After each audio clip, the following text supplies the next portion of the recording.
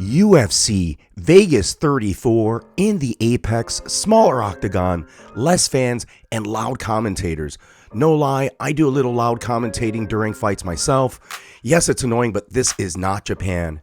Jared Cannonier at -162 and Kevin Gastelum at +130. That is going to be a fantastic main event fight. It's free MMA, tight betting lines, with many mediocre bouts on this card. That is why I am going to lead with the best. Alexandre the Cannibal Pantoja versus Brandon Raw Dog Royval. Both of these fighters have cash tickets for me in the past. Pantoja actually has a win over the current champ Brandon Moreno, who beat Royval his last time out. We are all familiar with the skill sets and fighting profiles of both these fighters. This is certainly a contender spot, as each are exciting enough and capable of headlining a card and becoming champ. If you haven't already, please like and subscribe. You know, it's tough looking at these statistically speaking, where there isn't a whole lot to support one fighter over the other.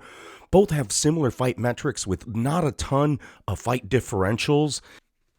It's difficult to even look at similar opponents and try to extrapolate something for one guy over the other as well, because the sample size is just so different, and there isn't anybody that Royval is similar to. He has a unique style that none of Pantoja's previous opponents actually match.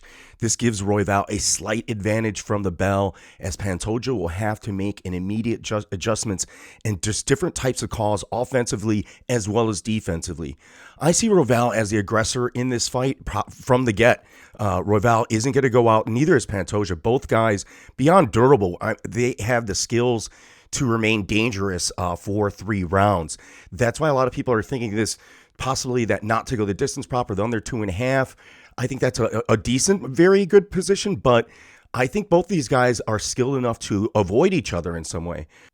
If anything, I see Pantoja having a slight advantage defensively. No recency bias here. In fact, that very recency is scaring me off this fight. And it's a problem why the Brooks have Royval as a dog. I know a lot of people expect violence here. These guys have incredible finish rates.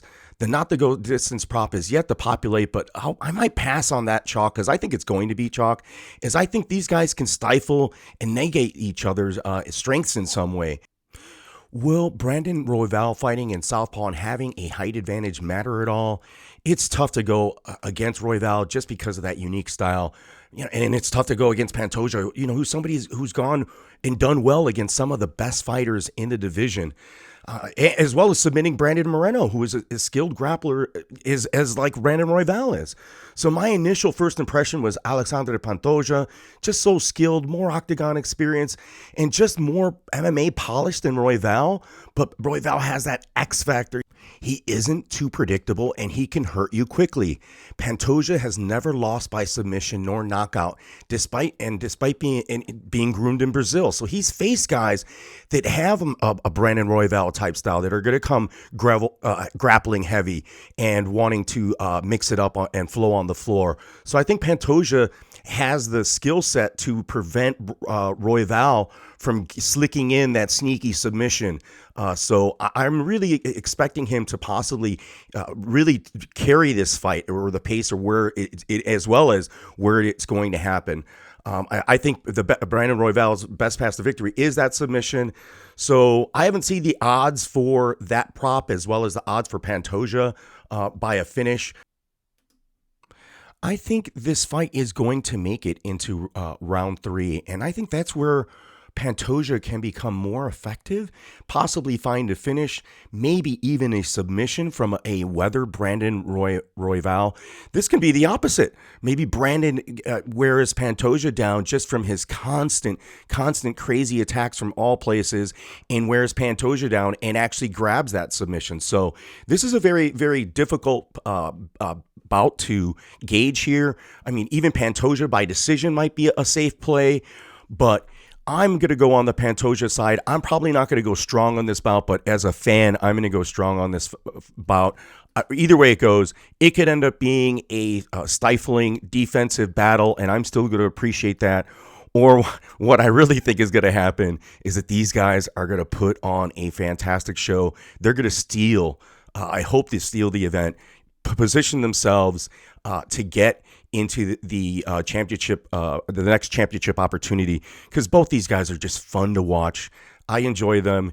So everyone, thank you for listening to all this stuff. Please like and subscribe. Please put something down in the comment section. I'm sorry I made this a little bit too long.